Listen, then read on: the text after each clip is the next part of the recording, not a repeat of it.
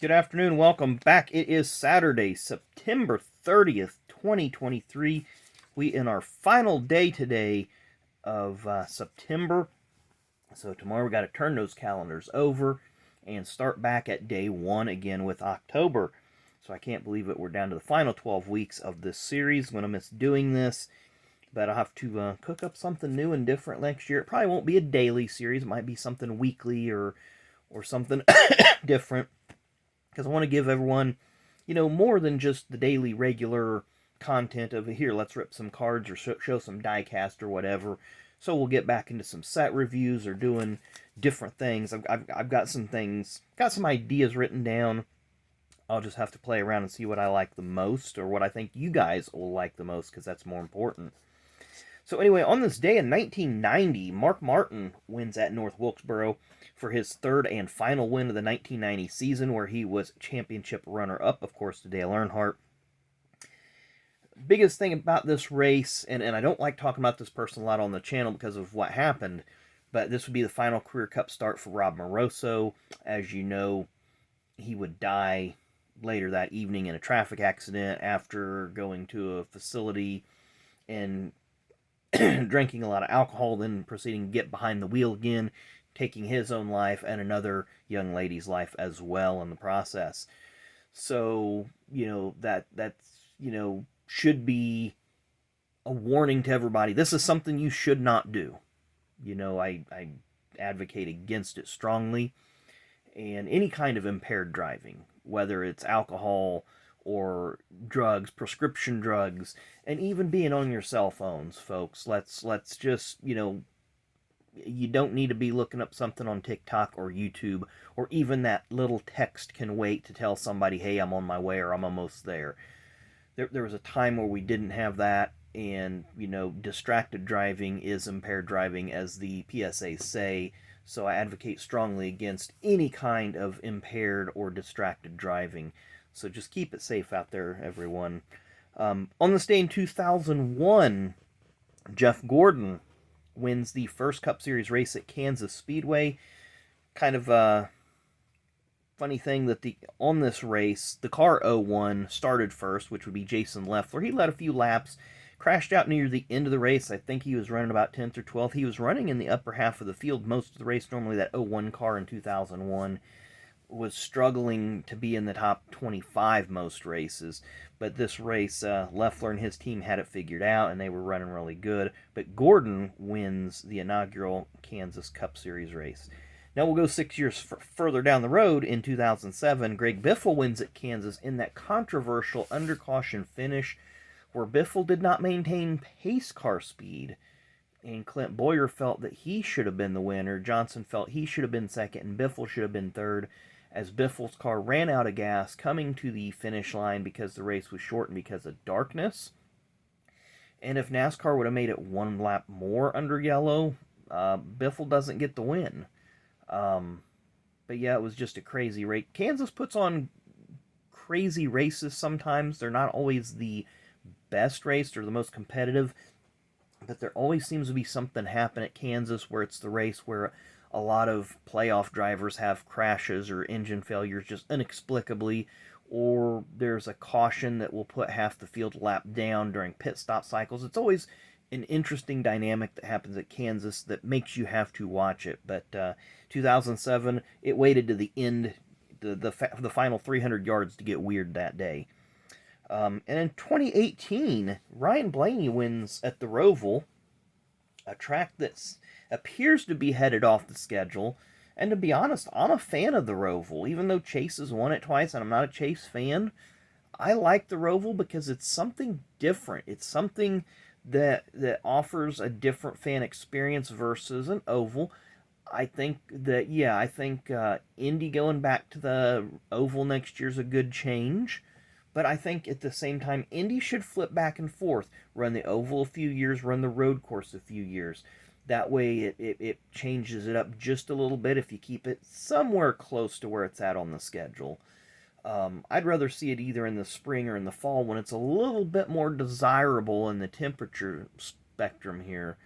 But I think next year the Brickyard 400 returns on July 21st. So at any rate, I think it's going to be fun to have him back on the oval, but I think it just changes it up just enough. Maybe the Roval switch back and forth every few years to give the folks that want the fall oval, give the folks that want the fall Roval. I did like the Roval, but that 2018 race. Let's get back to that. We've kind of went off the rails a little bit here. We'll reel it back in. The 2018 Roval race. Of course, Truex and Jimmy Johnson were battling for the win in the last chicane. Johnson wheel hop spun, took himself and Truex out, and in the process, Blaney snuck through and won. Well, of course, Truex stalled, and then Johnson had to do this stop and go since they missed the corner, and he ended up dropping to 8th. Well, this was the race that had the turn 1 fiasco where about half the field piled up in the turn 1 on the restart. Well, Kyle Larson managed to keep his car going those last 3 laps and managed to score past Jeffrey Earnhardt, who also spun out in about the same spot that Truex did, to gain 1 position, and it bumped Jimmy Johnson out of the playoffs. So it was really, really intense there. The last the last 300 yards of that race as well got really crazy. So let's get to our birthdays. We're 6.5 minutes in, and you haven't even seen a single card. We do have a few to show you. But born on this date in 1946, probably every one of my listeners has not heard of this man, Jochen Mass. He was a Formula One and road racing guy born on this date in 1946. Where I got to watch Jochen race a little bit was in the 1986 IROC series, when they still had some of the international road racers come in. But it was during this time Jochen ran in the IROC series. He did have a crash at Daytona and broke his shoulder blade, but he did complete the 4-race season. And he, was a very, very credible road racer with lots of wins spread across many different series. So we're going to go to 2 birthdays that are on the same year, 1997. We'll start out with one that a few of you have heard of. He's a Formula One driver, has done pretty well for himself. Mr. Max Verstappen. So I do have quite a few of Verstappen cards, because I got a few F1 cards from a couple breaks on Danny's channel, and just plus a couple blasters of my own that I've ripped. I haven't watched much F1, but I know he's been the man to beat recently. The last couple seasons, that Red Bull team has been incredibly strong. I remember watching Red Bull come in the mid-2000s. They actually had 2 teams. They had the Red Bull team, and then they had the Scuderia Toro Rosso team, which was their, if you will, the B team. I believe the Red Bull primary team was the old Jaguar team, and then the secondary team, the Toro Rosso team, was the old Minardi team. And eventually, both teams would win races, but the Red Bull proper would end up being championship contender. So, and then this one here is one of these 1968 style cards. So it's always cool when Topps does that. So obviously we got Topps cards on our next driver born on the same date in 1997. These are going to be Panini because it's NASCAR, former Truck Series champion, current Xfinity Series playoff contender, Mr. Sheldon Creed. Of course, this one here is a variation because one, he's got the trophy, 2, it's got the little checkerboard. So we're just going to kind of fast forward through these. I know Sheldon ran in that Stadium Truck Series that Robbie Gordon has. Did pretty good in that.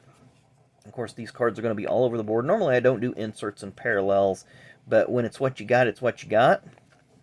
I think Sheldon seemed to do better in the trucks than he has done in Xfinity, and I don't know that moving to Cup. I know he's made a couple starts this year, or maybe at least one with BJ McLeod. I don't know if he's raced with anybody else off the top of my head.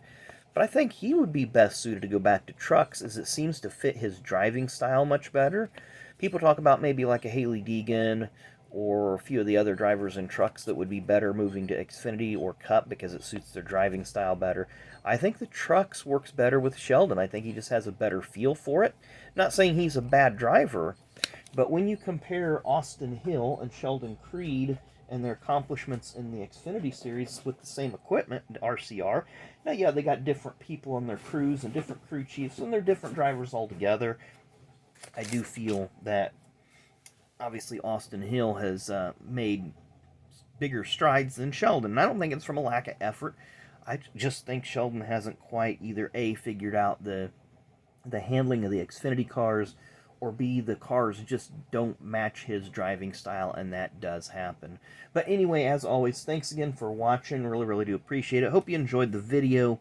It's always fun to kind of come out here and just freestyle a little bit, talk about the different events, talk about the different drivers.